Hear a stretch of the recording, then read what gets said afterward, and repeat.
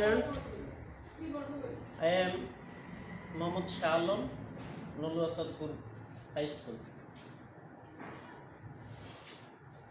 Welcome to our English class. Our topic's name is narration, class 9 and 10. আমরা সবাই জানি ন্যারেশনটা একটা গুরুত্বপূর্ণ বিষয় ইংরেজির ক্লাসে। ইংরেজি জানার জন্য, আমরা উক্তি পরিবর্তনের জন্য, বোঝার জন্য ন্যারেশন সম্বন্ধে আমরা বুঝতে হবে। আমরা প্রথম আলোচনা করব ন্যারেশন, এটার বাংলা অর্থ হলো উক্তি।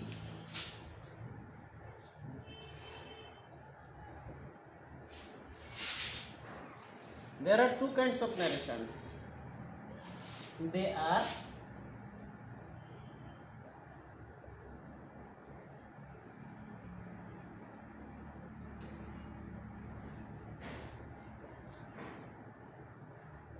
direct and indirect.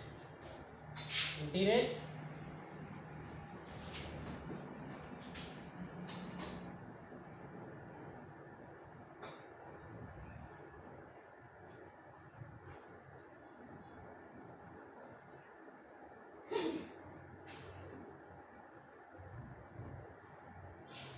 direct narration প্রত্যক্ষ উক্তি, ইনডিরেক্ট নারেশন পরোক্ষ উক্তি।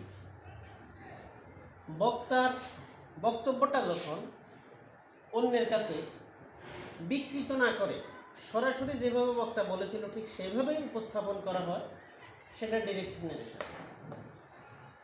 আর কারো উক্তিটা বক্তা যদি অন্যের কাছে উপস্থাপন করার সময় নিজের ভাষায় সাবলীলভাবে সেটা বলে, সেটা ইনডিরেক্ট নারেশন। আমরা একটা উদাহরণ দিলে তোমরা সবাই নিশ্চয়ই এটা বুঝতে পারবে।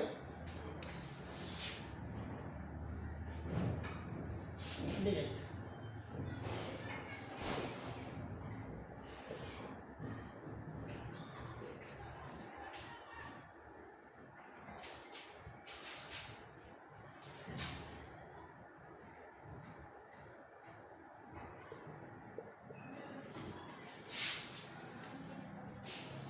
He says, সে বলে, কমা কোটেশন শুরু, I am ill, আমি অসুস্থ, কোটেশন শেষ। এখানে আমরা একটা জিনিস প্রত্যক্ষ করলাম, ন্যারেশন বাই স্পিচ প্রত্যেকটা সেন্টেন্স এখানে দুইটা অংশ। একটা অংশ কোটেশনের আগে, এটাকে বলে রিপোর্টিং ভার্ব।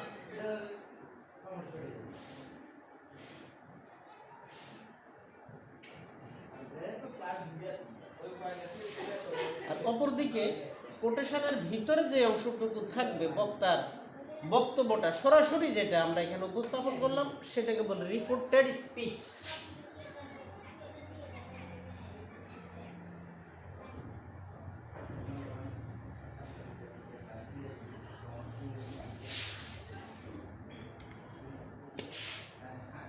আমরা এখন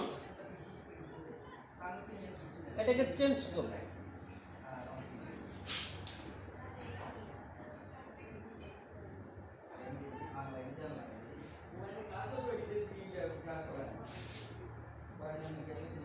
Now we change it.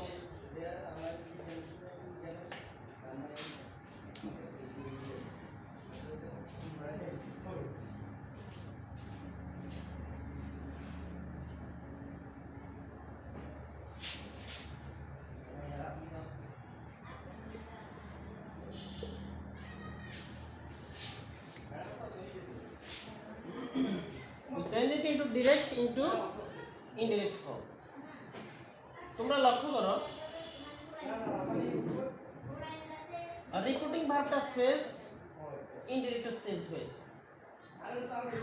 Direct নারেশনে কোটেশনের ভিতরে যে অংশটুকু ছিল, সেটা কোটেশন উঠে গিয়ে দ্যাট বসছে, কমা উঠে গিয়ে দ্যাট বসছে, এবং পরের অংশটা আই এর স্থলে হি হয়েছে, এম এর স্থলে ইজ হয়েছে এবং ইল হয়েছে। এইটার কোনো টেন্সের পরিবর্তন হয় নাই, কারণ আমাদের রুলটা ছিল মোটামুটি এরকম, ডাইরেক্ট ন্যারেশনে রিপোর্টিং ভার্বটি প্রেজেন্ট কিংবা ফিউচার টেন্স হলে ইনডাইরেক্ট স্পিচে রিপোর্টেড স্পিচের কোনো টেন্সের পরিবর্তন হবে না।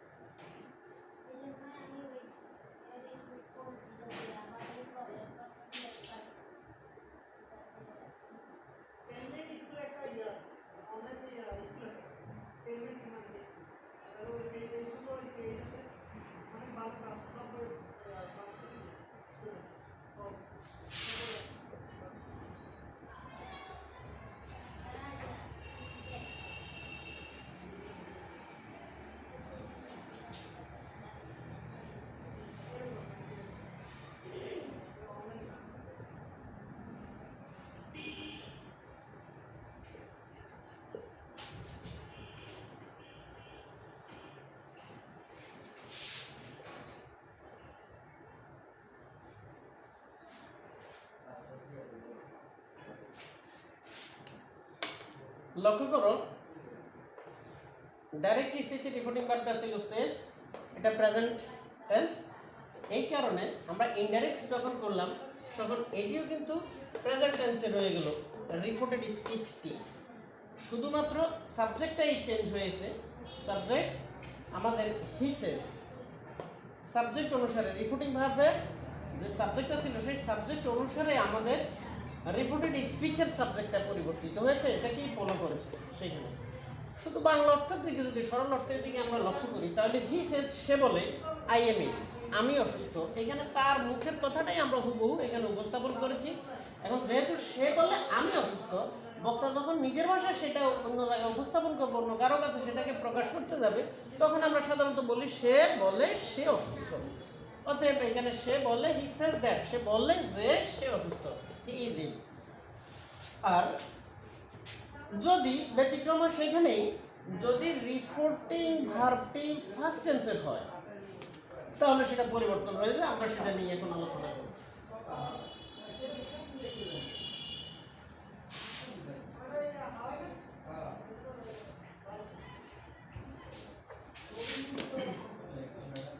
সেন্টেন্সটা যদি এমন হয়,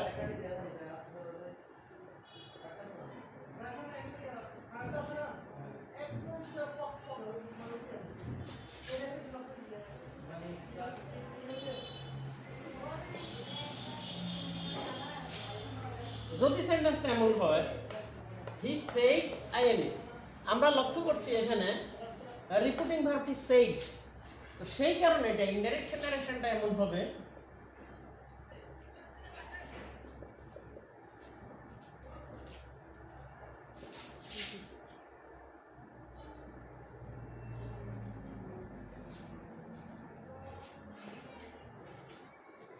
he said that he was it। তাহলে আমাদের পার্থক্যটা হলো রিপোর্টিং ভার্বটা সেড, সেডের স্থলে সেড আছে, কমাটা উঠে গিয়ে এখানে দ্যাট কনজাংশন দ্যাট বসলো, আই এম ইল এটা পরিবর্তন হয়ে হি ওয়াজ ইল। অর্থাৎ রিপোর্টিং ভার্বটি যদি ফার্স্ট টেন্সের হয়, ইনডাইরেক্ট স্পিচে রিপোর্টেড স্পিচটির করসপন্ডিং ফার্স্ট ফর্ম হবে। করসপন্ডিং ফার্স্ট ফর্ম শব্দের বাংলা অর্থ হলো অনুরূপ ফার্স্ট ফর্ম। অনুরূপ ফার্স্ট ফর্ম মানে হলো ডাইরেক্ট ন্যারেশনে যদি সেটা প্রেজেন্ট ইনডেফিনিট থাকে, ইনডাইরেক্টে সেটা ফার্স্ট ইনডেফিনিট হবে। ডাইরেক্ট ন্যারেশনে যদি প্রেজেন্ট কন্টিনিউয়াস হয়, ইনডাইরেক্টে ফার্স্ট কন্টিনিউয়াস। ঠিক অনুরূপভাবে present perfect past perfect, present perfect continuous past perfect continuous. আর যদি ডাইরেক্ট স্পিচে সেটা ফার্স্ট ইনডেফিনিট হয়ে থাকে তাহলে ইনডাইরেক্টে সেটা হবে ফার্স্ট পারফেক্ট। ডাইরেক্ট ন্যারেশনে ফার্স্ট কন্টিনিউয়াস হলে ইনডাইরেক্টে সেটা ফার্স্ট পারফেক্ট কন্টিনিউয়াস, ডাইরেক্ট ন্যারেশনে ফার্স্ট পারফেক্ট, ইনডাইরেক্টেও ফার্স্ট পারফেক্ট। তবে ডাইরেক্ট ন্যারেশনে যদি রিপোর্টেড স্পিচে সাবজেক্টের পরে শেল থাকে তাহলে সেটা ইনডাইরেক্টে শুড হবে, উইল উডে পরিবর্তিত হবে। আমরা লক্ষ্য করলাম সেখানে ডাইরেক্ট ন্যারেশনের সেড দ্যাট কমার বদলে সে দ্যাট বসছে এবং সেটা আই এম ইল হি ওয়াজ ইল হয়ে গেছে, সেটা অনুরূপ ফার্স্ট ফর্মে রূপান্তরিত হয়েছে। আমরা আরেকটা সেন্টেন্স এখানে উদাহরণস্বরূপ দিচ্ছি।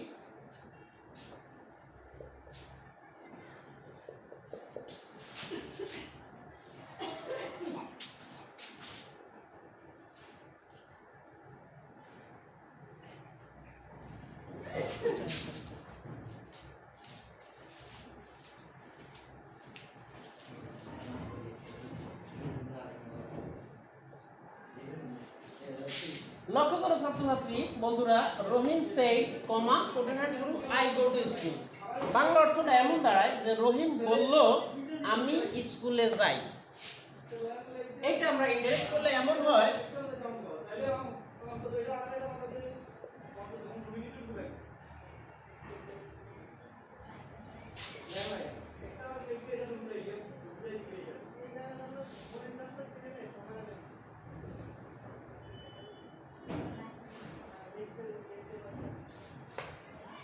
ইনডাইরেক্টলি দাঁড়ায় Rahim said that he went to school.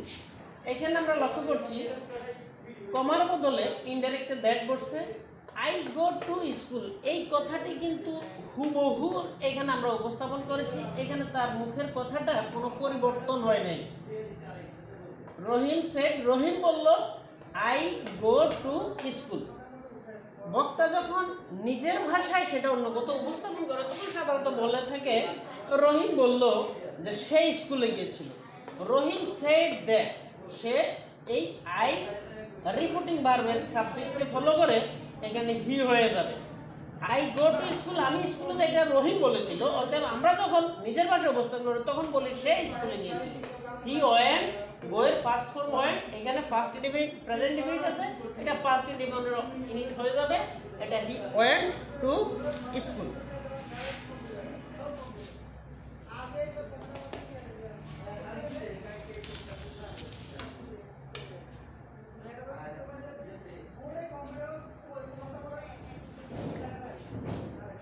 আরেকটি উদাহরণ আমরা এখানে দেব।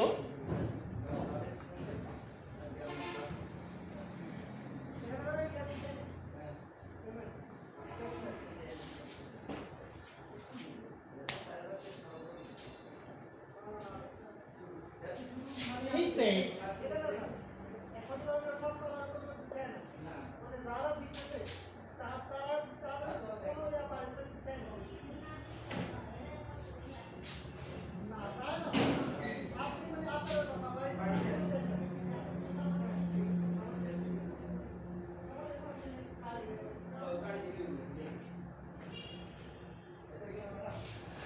লক্ষ্য করো, হি সেড কমা কোটেশন শুরু I shall give you a pen.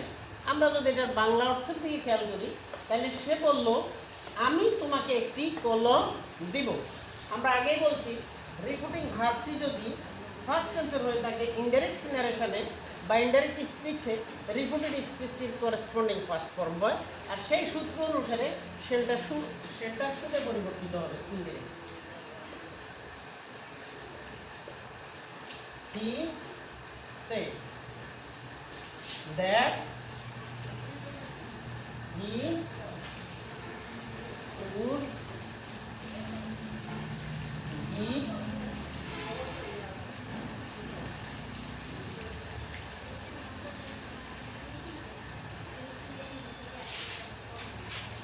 me a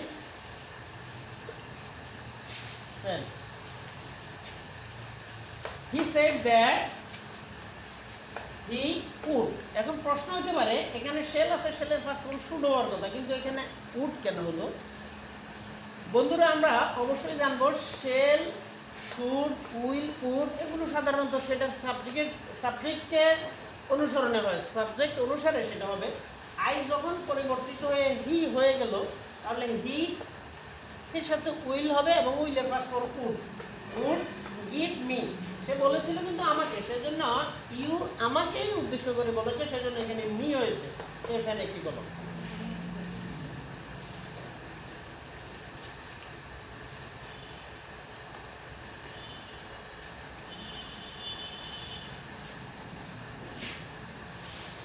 narration direct থেকে ইনডাইরেক্ট করতে হলে আমরা আরও কিছু পরিবর্তন এখানে আমরা লক্ষ্য করছি। সেটা হলো নৈকট্যবাচক শব্দগুলো দূরত্ববাচক শব্দে পরিণত হয়। আমি ছোট্ট একটা উদাহরণ দেবো নৈকট্যবাচক শব্দ কীভাবে দূরত্ববাচক শব্দে পরিণত হয়। যেমন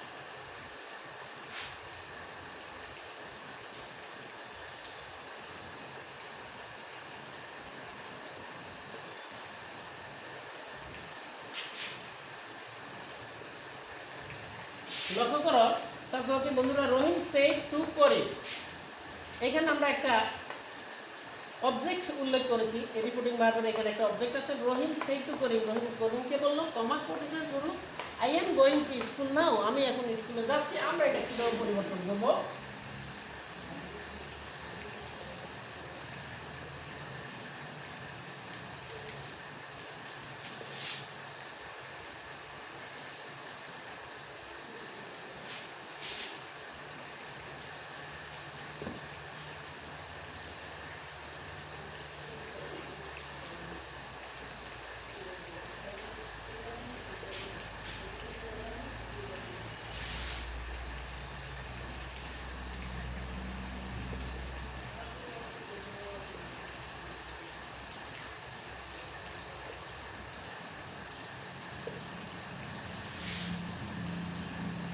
এটা পরিবর্তনটা লক্ষ্য করো, আমরা কিভাবে এটাকে ডাইরেক্ট নারেশন থেকে ইনডাইরেক্ট নারেশনে পরিবর্তন করলাম।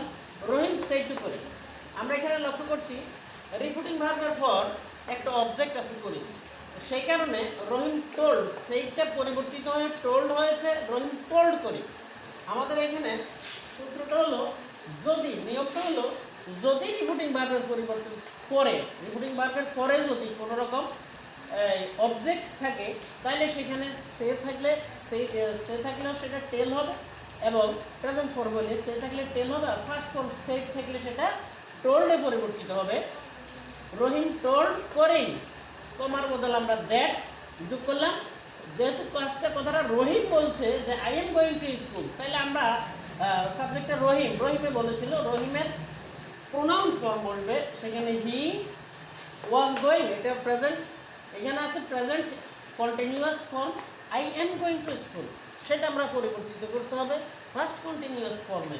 তো সেটা হয়ে গেল হি ওয়াজ গোয়িং টু স্কুল, নাও পরিবর্তিত হয়ে দেনে পরিবর্তিত হলো। কারণ নিয়মটা হলো নৈকট্যবাচক শব্দগুলোকে ইনডাইরেক্ট স্পিচে দূরত্ববাচক শব্দে পরিণত করতে হয়। আর এই নৈকট্যবাচক শব্দগুলো দূরত্ববাচক শব্দে কীভাবে পরিবর্তিত হয়, যেমন নাও থাকলে সেটা ইনডাইরেক্টে দেন হবে, টুডে থাকলে সেটা ইনডাইরেক্টে দ্যাট ডে হয়ে যাবে, টুমোরো দি প্রিভিয়াস ডে। আচ্ছা, ধন্যবাদ, আমরা পরবর্তীতে সেটা আলোচনা করব। সবাইকে ধন্যবাদ।